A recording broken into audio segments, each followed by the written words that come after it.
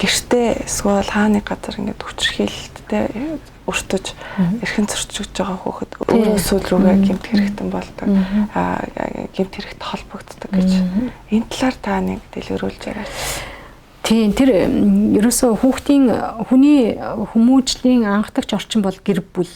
Тэ өөрөөр хэлбэл гэр бүлд байгаа одоо насанд хүрэсэд одоо тэр тухайн хүүхдэд ямар л одоо зүйлийг үлгэрлэж хэлж ялж сургана уу яг тийм одоо зүйлийг л хүүхд сурч өсөж байгаа байхгүй. Тэгээд хүчрхийлэлтэй гэр бүлд өсөж хүмүүжсэн хөвгүүдийн бол 75% нь хүчрхийлэгч болдог. Охтууд бол айгүй тийм бүтлгүй ч юм уу те азгүй ч юм уу ийм амьдралыг бол зохиогод.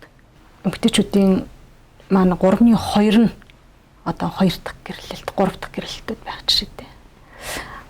Эрэгтэй тэр хүчрхийлүүлдэд байгаа хүмүүсийн маань ерөөсөө яг 4/3 нь бол хүүхэд байх та. Одоо хүчрхийлэлд өртөжсэн.